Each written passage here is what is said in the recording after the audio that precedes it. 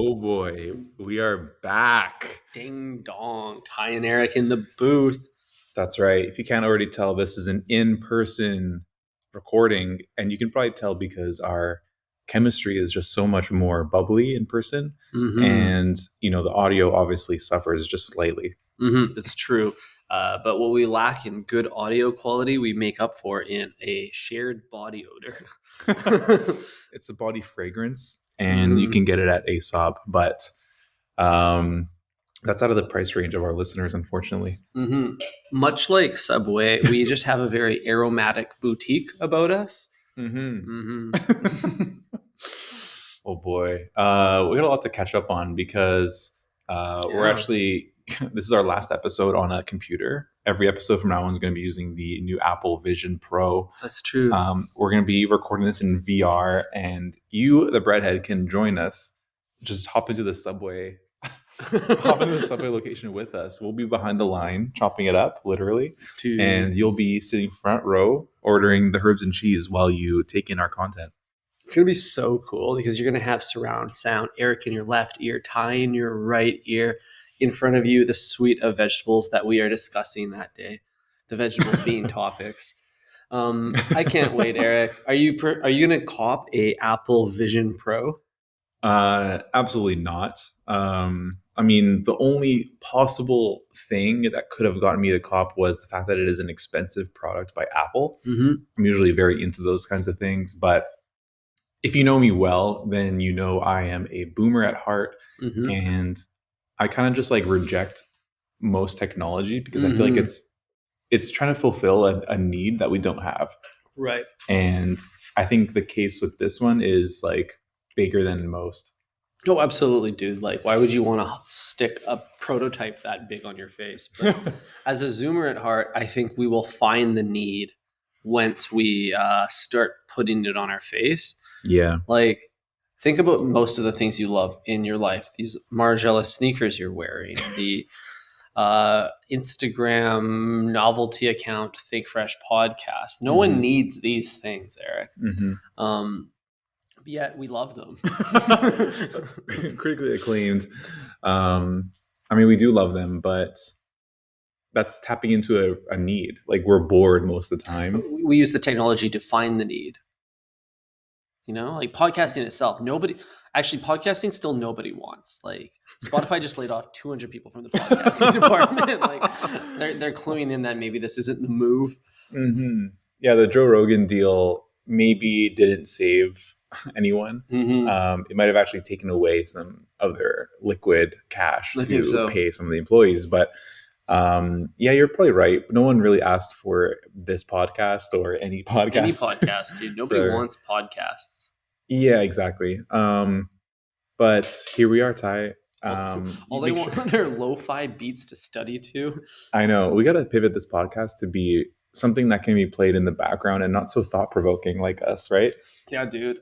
We should change the name to Don't Think Fresh, or just Don't Think. Yeah. Or Stink Fresh is my other favorite. It's more aromatic. It's more atmospheric. A boutique of audio sounds. Yeah. I mean, dude, I can't even like blame the price. That's the other thing. Like, it's easy for everyone to be like, oh, this shit is too expensive. There's no fucking way I'm buying this. We can easily afford it. Easily. That's not the problem. Yeah, it has nothing to do with money. It's the principle. It's the principle of having like an episode of Family Guy up while you're spending time with your kids. It doesn't really sit right with me. You don't like the idea of injecting a screen between you and every single thing you experience? I think that's amazing, and I can't wait to be completely detached from reality, Eric. Yeah. So what are you watching on that thing? First video you're booting up to test the HDR qualities of it. What website are you going to, and why does it start with a P? Yeah, Poogle.com. Because I just want to search the web. Nah, dude. I will not be looking up anything not safe for work on my $3,500 machine because I don't want to get blocked from being able to continue to use it by both Apple and Bay. Bay can never catch you if it's a VR experience, though, because she can't see the screen that you left in the bathroom. right? Like this whole spatial computing thing means you can leave your incognito tab in the shower, and you'd never have to worry about Bay seeing it because you got the retina scanner in there. So That's it's true. private to you and you only. I guess that you could use pupil ID to access the interfaces that you left all around the house. Like you got like all your Pornhub tabs up on the shelf, all your favorites. Exactly. I keep my favorite Pornhub videos on the top shelf. Top shelf. Oh fuck, dude. No, it's gonna be crazy though when this thing actually drops, because I think that like it's just gonna change how we not just engage with the people in our life, but the way we engage with media entirely. You know, like yep. You're gonna be sitting at home, you're gonna be on the couch, and you're gonna say like, "What do I want to blink through tonight?" You know. Yeah, how do I want to like tickle my fingers and like navigate through the World Wide Web tonight? As a podcast, you could even like blink twice to record, once to pause. I'm doing it as I say it. It feels weird, but it comes with time. I'm a little worried though, Eric, that my eyeballs hurt all day. Using screens all the time has led to a point where my eyes are dry, they hurt, I need to go to sleep. I don't think that this is going to help that situation by any means. It'll probably be the opposite. I totally agree. And actually, kind of related, like I was re-looking at the whole Google Glass, the baby of truly VR headsets. Yeah, it crawled so Apple could walk. Yeah, it's crazy. That was a decade ago, but decadent flow. But looking at it again, I'm realizing how much more subtle that was, and I think it's kind of like solving the problem you're bringing up. Like, do you really want to wear these ski goggles on, dude? With with a cable, going into your back pocket? Dude, the form factor of this kooky ass thing, it's like so prototypey. I'm not here for that. It looks like you're literally strapping like a motorcycle helmet on your face. Yeah, I'm surprised Apple fell for the trend, to be honest, because I felt like this whole VR shit. I think deep down we all know it's bullshit. Like if you work in tech, then you're probably like, oh, how can I hit a lick off of this trend? I'm gonna maybe invest in something and then sell or whatever. But Ty and I on Think Fresh podcast, we're shorting this stock. We're not gonna be investing in this. 1000% sell all your APPL shares. The only virtual reality I care about is the genetically modified meats and vegetables at Subway. Yeah, that's right. The health authority, Ty, approving Subway is virtual. Exactly. It's not real. It's not real. It's fabricated. That's right. These vegetables are augmented in a lab, and we have no choice but to put them on our sandwich, because what are you gonna do? Eat at fucking Quiznos? Yeah, totally. Speaking of augmented from a lab, Eric, big news about Subway coming out of Wuhan, China. Oh no. Oh no. I was just reading this on the way over here, but Subway is now signing a master franchise agreement with mainland China. They're infiltrating the nation. Were they not in China before? I know they were in Hong Kong. I know there's 40 locations in Hong Kong, but I'm not sure about the mainland.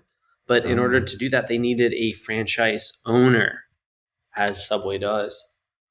They needed a franchise. So somebody in China had to step up and step in to...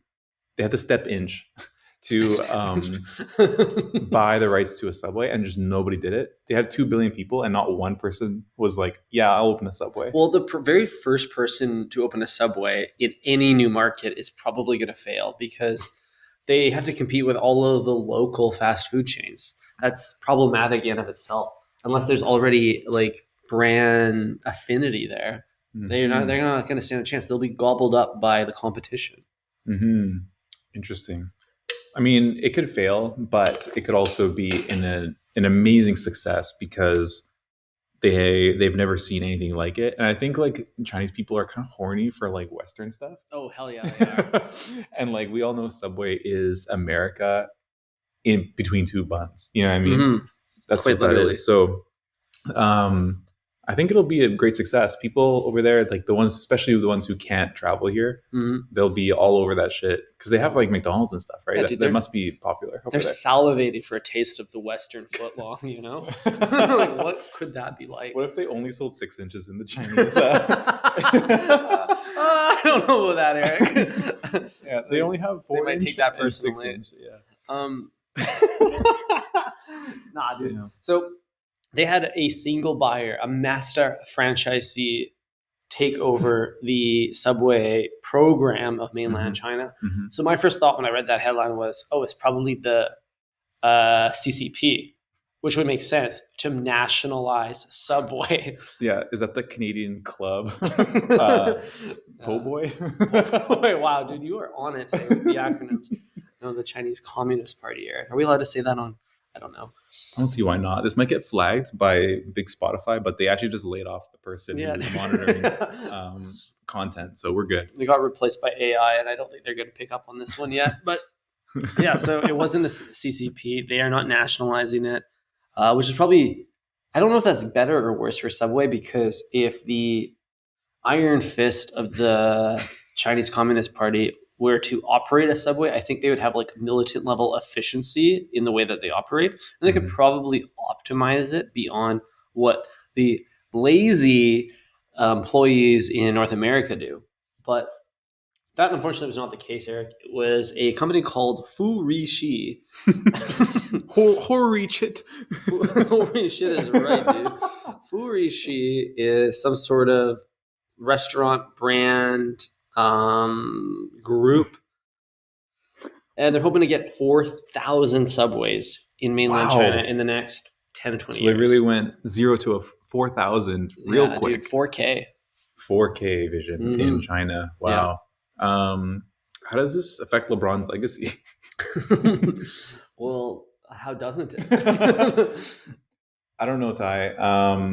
I think Subway's gonna. I'm surprised it took this long, honestly. But do you think it's is it perhaps the Subway series menu that made it just that much easier to port it over to China? Well, because like the Chinese, community, maybe they're not used to having that much choice. I was just gonna say, like, this might be a vastly stereotypical like acknowledgement of Chinese culture, but like, if you live in a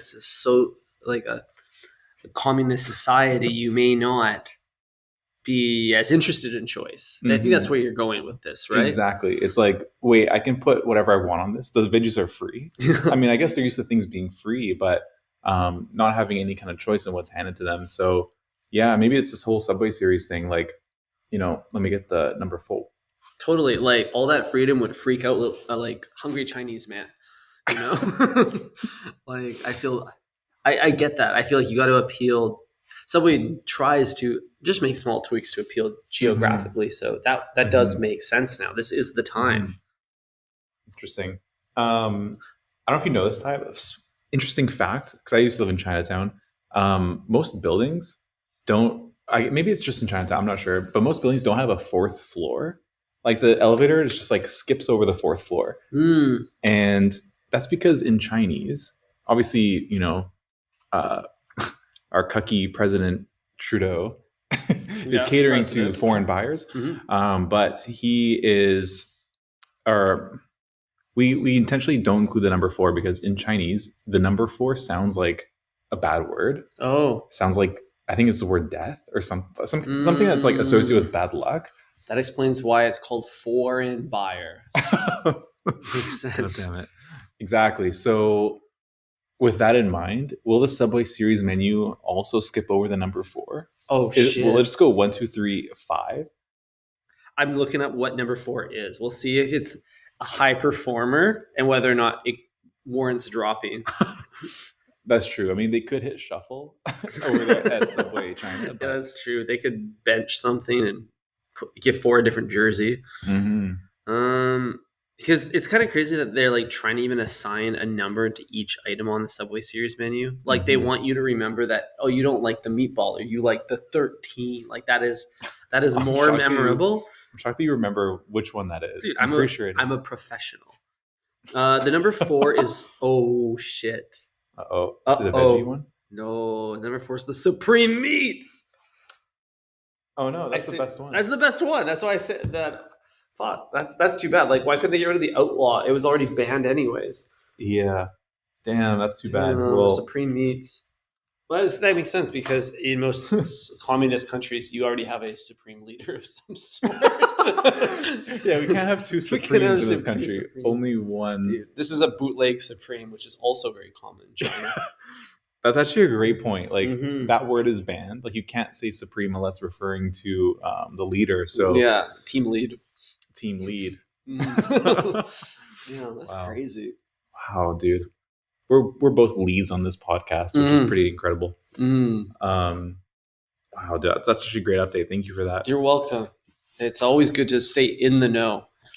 What did Johnny Ive say before he left Apple? He said, "It's not about what you made; it's about what you learned."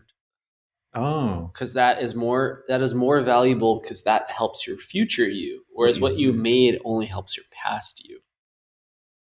Interesting. Yeah, and it's kind of like that with Subway because like what you made, you can enjoy in the moment, but what you've learned from making that footlong with your artist will help every footlong afterwards.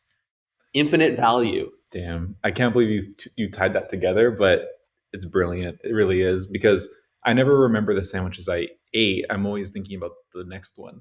Only how they made you feel. And how I felt immediately afterwards. I don't remember what veggies I put on. I don't know. But I know to avoid the ranch. You know what I mean?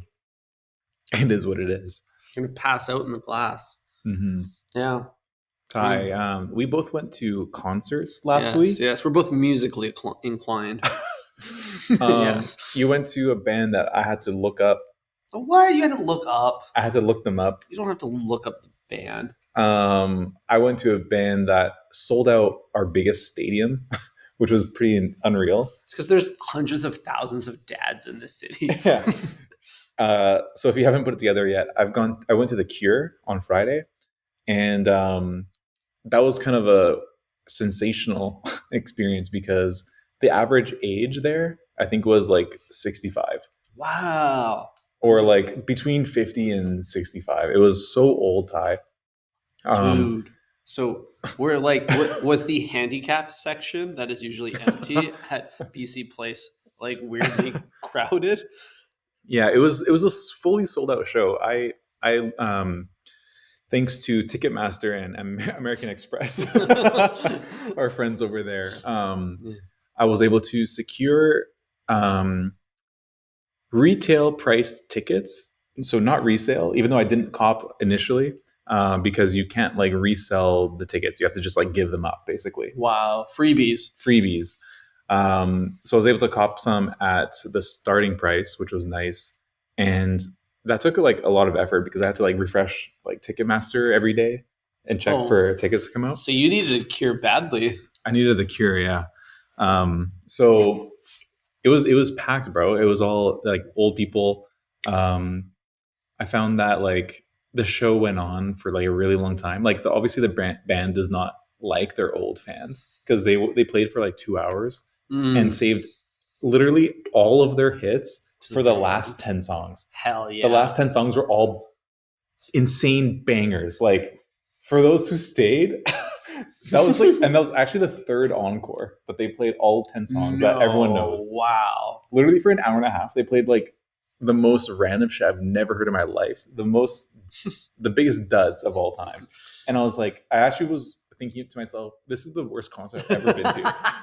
And I was like, this is unbelievable. And I'm sitting on the balcony at Rogers Arena, paid like $80 for those tickets. Dude. But then once they fucking started playing those hits, bro, that shit was absolutely insane. That concert turned all the way around and it was amazing. It was such a good time. I love to hear that. Yeah. I feel bad for all of the old guys who had to like go home and change their adult diaper or like say goodbye to their girlfriend and go home to their wife, you know? Like there's a lot of dudes there that missed out on that epic ending that you got to experience because it was past their curfew. Yeah, including the woman next to me. Like this woman was probably in her 50s and she was going crazy for the first 10 songs, kind of like mellowed down for the next 10 songs and then was like, all right, I'm out of here. And I was like, people who leave concerts early make no sense to me. Like you paid money to come here and you know the ending's going to be the best. just show up late and watch the end. Don't show up early and watch the worst part, the opener, Exactly. and leave. Yeah, exactly. If you got to like strategically, pick a time slot, it's got to be at the end because that's the best. It's kind of the same as like if you went to Subway and you're like, I'll just get the bread. But really, you want the sauce. It's got all the flavor. It's got all the intensity. Exactly. Sauce only. So yeah, that was kind of my experience. I mean, I think like the people behind me were saying something like when the Cure was doing like their second encore, like they all walk off stage. Yeah, the guy behind me is like, encores. why the fuck are they doing this bullshit? I know, dude. It's like, why are they pranking us? I hate it. I sat down during my show while I was waiting for the encore. Everyone else was cheering, and I said, hell no, sit in, protest. Yeah, exactly. We need to eradicate the encore. It's such a dumb pastime. Yeah. I mean, what a high risk move, though, to save all of your good songs to your third encore. Because, like, even one encore is, like, risky. Like, people might not clap enough, and you might be like, well, fuck these guys. So I'm not coming out. And then your show was shit. You know what I mean? You only played, like on Apple Music, the deep cuts playlist. But, like, why do they care? They're rich and they're going to die soon anyways. Like, exactly. I learned that the lead singer was the only, like, member of the founding group. Really? Yeah. All his friends have died? I don't know if they died, but they've been laid off at least. They moved on to other projects. Interesting. Yeah. So, I mean, the main guy is all that really matters. He's the one with the lipstick and the eyeliner. And I think he even, like, made out with the camera too, which is kind of cool. Yeah, he's the cure for a lot of old women. Yeah, totally. But it was sick. He was really good. Yeah, how was your show? Yeah, dude, your show sounded like dope. Like, there was a lot of people in line at the ticket booth for my show that were talking and saying, did you go to the Cure on Friday? Oh, it was like, who goes to back-to-back concerts on a weekend? That's crazy. That'd be pretty sick, honestly. Yeah, I went to see The National. It was at Deer Lake Park, which is an open-air venue. Really great show. I like The National, Eric, because The National is friends with goated musical group Bon Iver. And damn, I wasn't sure where I was going to go, but now that you said that, I'm like, that's exactly where I was going to go. Yeah, of course, who also played same venue last time I saw him in town. But where was it? Deer Lake Park. Oh, yeah. Yeah, beautiful. You get the view of the lake behind it. It's a great spot, except there's no food options there. So they have to, like, haul in food trucks like you're at, like, I don't know, a refugee camp. And people line, like, I stood in line 40 minutes for a grilled cheese sandwich during the opener. I felt so stupid that I didn't just hit Subway on the way in. And it even crossed my mind. And I was like, nah, they'll have some good food trucks there. And then I was like, oh, shit. But I mean, I always try to leave my Subway excursions to, like, when me and you go, because I can't take my girlfriend there. You know what I mean? I feel too bad for her. I get that. The problem is my girl always wants to split a foot long. And I ain't about that. Yeah. So now I have to compromise one of my values, either my relationship or my commitment to 12 inches. I mean, you can always just buy her a 6-inch. Buy yourself a foot long and then buy her a 6-inch. That's true. But yeah. But she always says, Ty, you're a small man. You don't need a foot long. Damn, why you gotta disrespect me in front of the sandwich artist like that? I know, exactly. Oh, fuck. This tiny Chinese boy. Please, I'm so hungry. Yeah. Yeah, but dude, my show was pretty lit. Much like The Cure, The National appeals to sad dads. And it's to the point that they even had some merch that said, like, sad dad on it, or like, I'm a sad dad. So they've really leaned into it in years. But the crowd, I gotta say, skewed way younger than I expected, way hipper. Felt like more like a Woodstock 2.0. There was a guy wearing like the Dove Charney, like, orange tinted glasses. Like, he looked like he was here to fuck.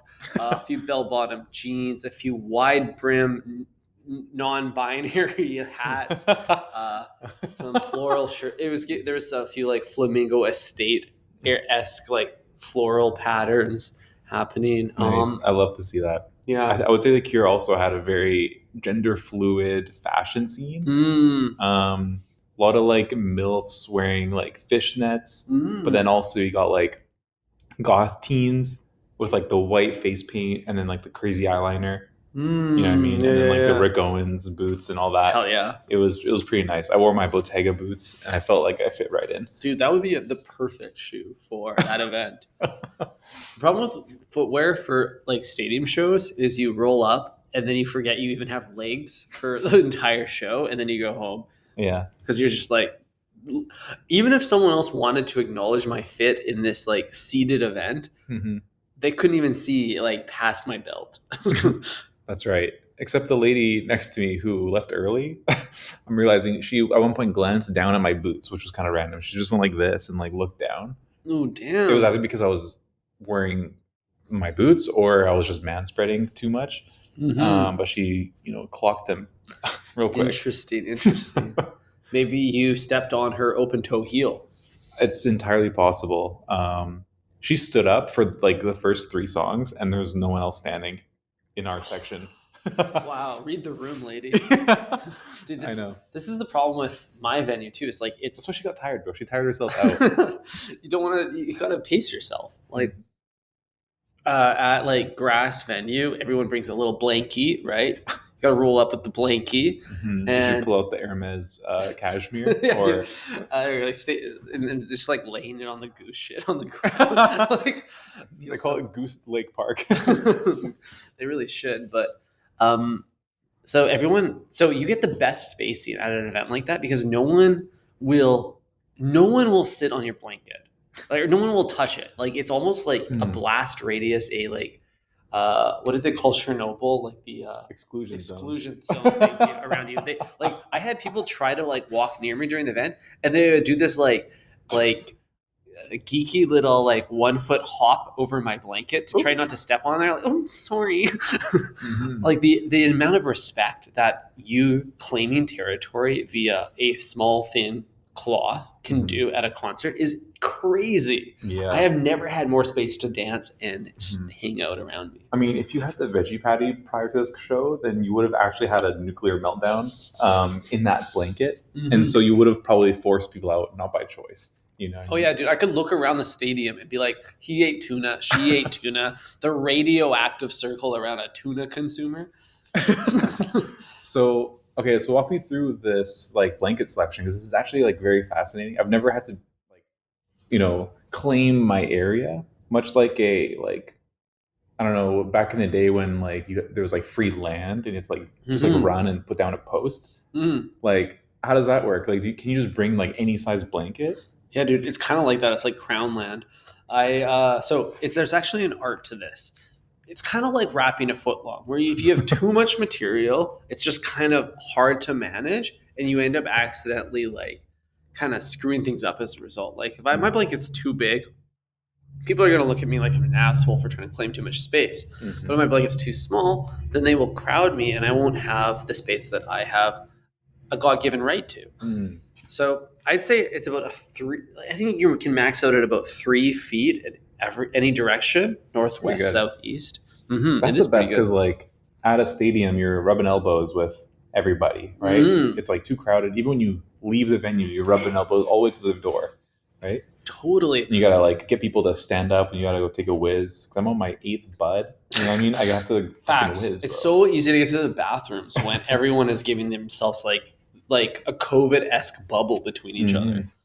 Hmm. Um, I can also, I can totally picture you just skipping along, yeah, dodging everyone's blanket, just like you're hopping in my over. bubble, dude. And the other benefit is like the likelihood of like an NBA player standing in front of you is Oh so yeah, much lower because you have yeah. so much more clearance. Yes, So that's it's right. great setup. And my setup was exaggeratingly good because the three blankies in front of me all packed up and left halfway through the show. So I had literally an airplane runway of grass between me and the stage that I could just admire from. Oh, so no one was in front of you. Nobody said no blanket in the area you would assume a blanket might be plunked in front of me, Huh. nor in front of that, nor in front of that. It's like when you Wow. walk in a subway and you're like, "Where is everybody? It's lunchtime." Yeah, where's the lunch rush? Yeah, where's the lunch rush? And then they say, "Well, I don't know." I don't know, curbside. Yeah, yeah. And then they make 7 sandwiches in front of you because of online orders. Wow. So would you say that there's like a hierarchy or like some kind of power dynamic at play on the field? Like, are you able to assert yourself as like like someone like sketchy and be like, yeah, don't come near my blanket. You know what I mean? Yeah, dude.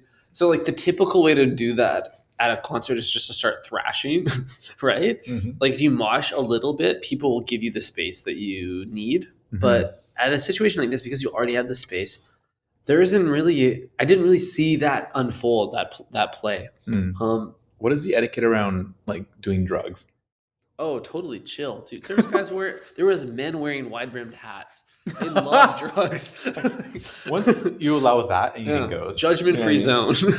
I mean, I'm not worried about judgment. I'm more so thinking like venue narcs. Mm. You know what I mean? Because like I've smoked cigarettes in Rogers Arena, and they shut that down within 2 puffs. Yeah, dude. You know what I mean? No, not here because of 2 reasons. One, outside, which is you're allowed to smoke outside, and 2, like municipal park, like you pay taxes to be there. Oh, So I don't think they can shut you down for that. I think it's totally. But a lot of like really cucky like municipalities here will ban certain things in parks, like no dogs, for example, or no bikes on the pathway and stuff like that. Right. So what's stopping them from saying like no, shooting heroin? Oh yeah, that's a good point. I guess federal law, hey. Well, under a certain amount, you can. It's legal. That's bro. true. That's true. What is it, like 10 milligrams or something? 25? Well, yeah, like whatever will get you real fucked up. I think the tuna fish at some way just flies under that saturation. Do you think like one day the unhoused on the downtown east side will be shooting up mercury? Probably. Dude. And then like the equivalent of like eating Tide Pods. Oh like, yeah. You're like, oh, I just had to get one scoop from the way. More scoop. Wow. Mercury rich. I might not be rich, but I'm mercury rich. Mercury rich. Interesting that you were forced to eat at a food truck. I'm sorry to hear that. I know. I had a little bit of time before the show, so I went over to famous Vancouver restaurant L'Abattoir. Oh, nice. Yeah. Jamais L'Abattoir. Really? I don't know if they had like any vegetarian options. I'll be honest. They had a butternut squash ravioli for a minute. That was like $30 for like 3 raviolis, but it's pretty good. Nice. It was rich. I'm pretty sure their whole concept is like, how many ways can we make meat good? Right. Because it's like literally means the butcher in French. No way, really? Yeah. L'Abattoir is the butcher. Yeah. L'Abattoir. Let's verify that right now. Can we fact check this? Hey, Jamie, can you get this up on the projector? Hey, Jamie. I'm not Jamie, bro.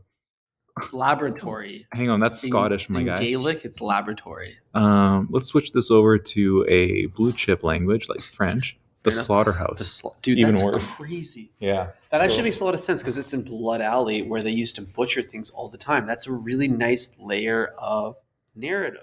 Absolutely. The back window where the corporate table is. Oh yeah, I know the corporate events table. Yeah, the corporate events table, the one where like we either go to Miku or L'Abattoir at the corporate table. Totally. It's also good for wedding receptions.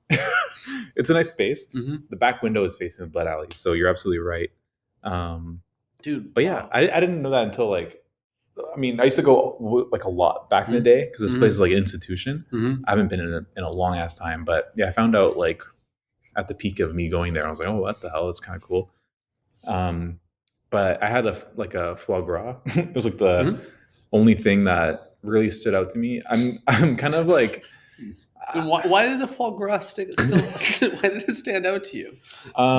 Well, I mean, the place was really expensive, and I think like, I don't know. I'm trying to be. I mean, this is a goal of mine and Bay's. We're trying to do this thing where if we are not feeling the vibes of a particular place, we won't force it by ordering like a full meal there. Smart. You know what I mean? We'll just order like one thing, if that, and like a drink, and then go. And that's like saved us a lot of fights. Dude, that's actually so smart because I don't know how many times I've been in a situation where I walk into a restaurant and I'm like, oh, this place is kind of rank. And then I'm like, I guess I have to spend $200 now. 100%. Or like maybe the place is not rank and it's like a vibe, but then you look at the menu and like the BLT is going for $80, and you're like, Right. Yeah, I'll take my business elsewhere. Yeah, dude. You know? Like heirloom tomatoes don't cost that much. Exactly. So, I mean, the foie gras always going to be a hit, and figured we'd dabble in some food because the food is good there. So, got that and Aperol spritz and a red wine, and then yeah. Also, the server was like a little too chatty. Like, I really fucking hate when they're like trying to be funny and cool, but this place is kind of like high end. Like, I don't want to be joking with you and then also spending like $900. You know what I mean? Like, this is serious business. Dude, I get that. I mean, it's hard for me to say that because I think I would be a jokey server. Yeah, but you maybe wouldn't work at a place like that and be jokey. But that would be my aspirational workplace, a French restaurant in an alley. But I get how there's like a fine line there. Like I'm trying to get more jokes out of my sandwich artist. That's the other end of the spectrum. Whereas like actually, you know what? There's no restaurant concept which is like they only hire comedians as servers. That's kind of interesting. Like we open a Subway franchise and we say all our artists are artists of the theater. They are comedians by trade. Let's see what happens here. You could probably do something with that idea. That's a good one for Fukushi when they go to China, since they're opening new boutique restaurants. Yeah, I actually do like that idea. But I think your brand of humor that you would bring to a place like that is like you would just acknowledge the irony of it. Like you wouldn't be like really chatty and like overly friendly and like cringe.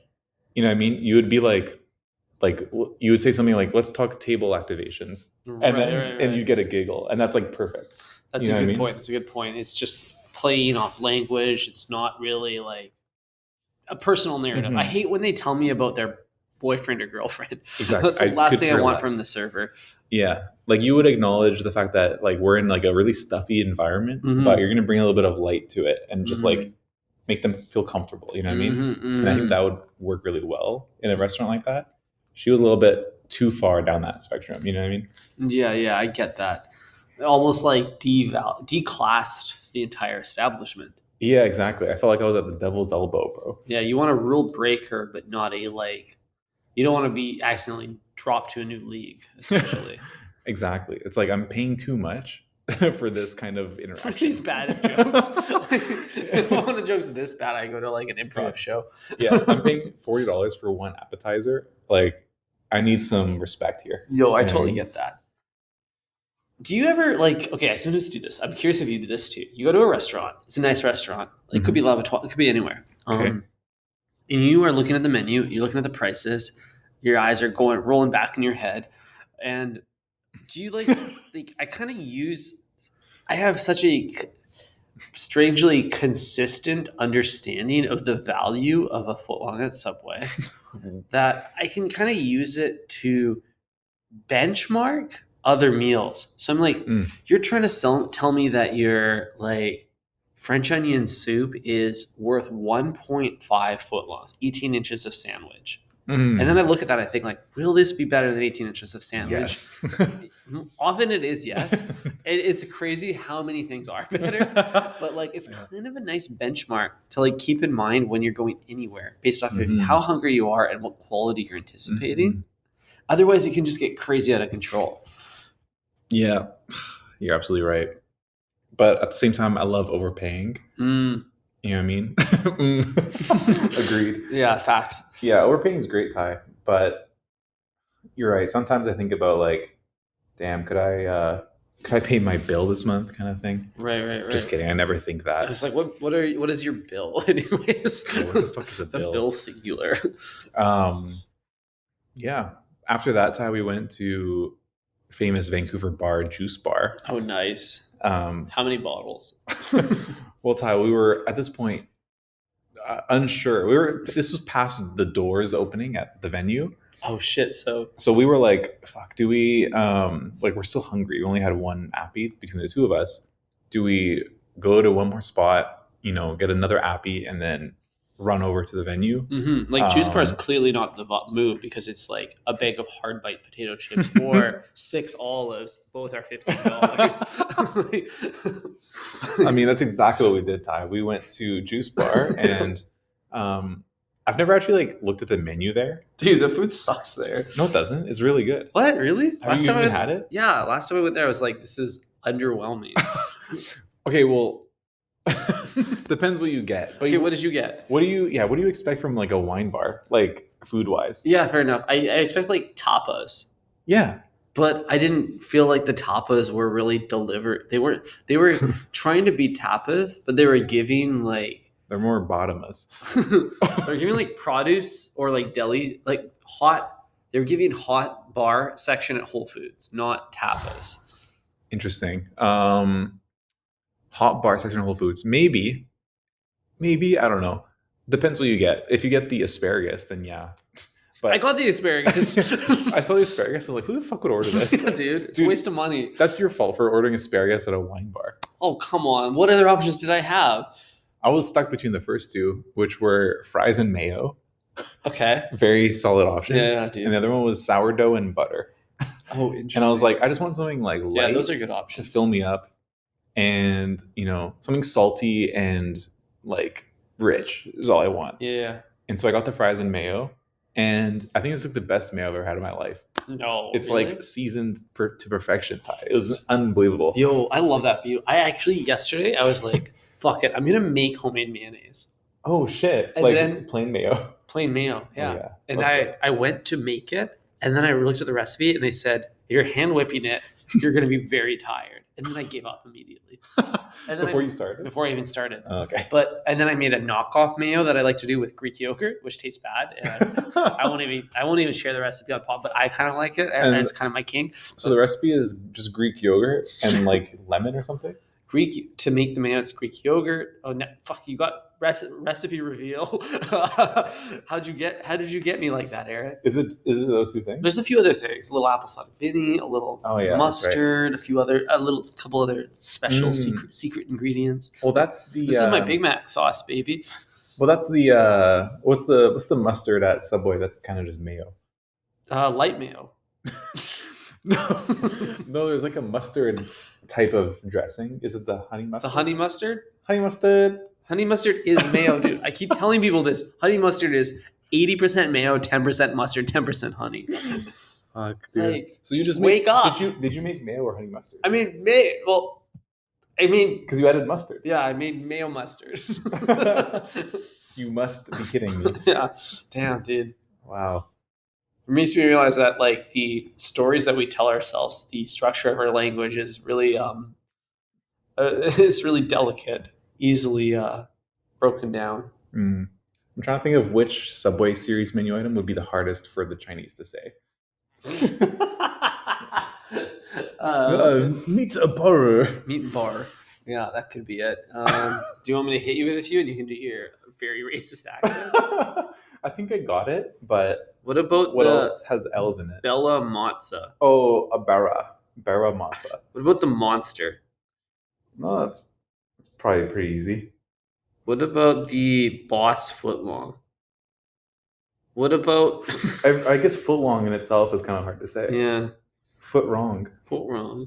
Dude, that's a way better name for the footlong is a foot wrong. Yeah, foot wrong or foot right. Hell yeah. Foot left or foot right. Dude, I'm faded. This beer that we're drinking is 7%, and that means I only have 93% left in me. This is the only beer, Ty. Every other beer is merely trying to be a fat tug.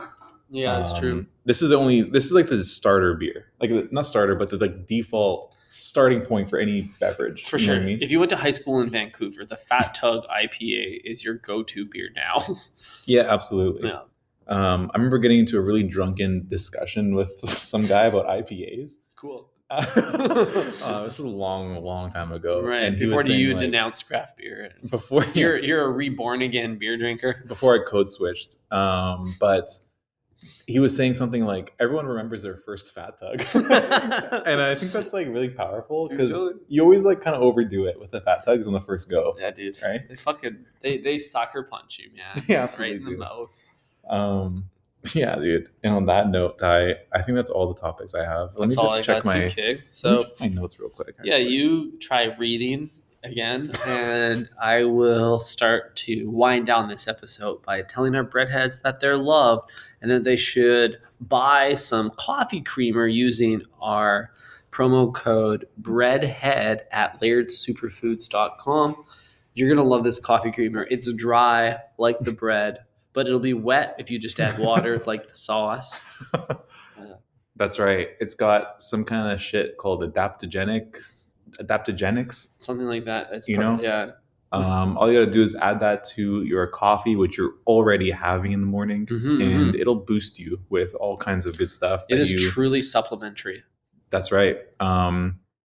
Take some 15% off with our code, and 15% off. Breadhead. That's the code. That's the code. But don't use the code. Use the link. Oh yeah, link in the description. Feel free to find it on Apple Music or Spotify. Description. Exactly. Breadheads, thank you for listening. Yeah, we'll catch you next week. Stink fresh, everybody. Ciao.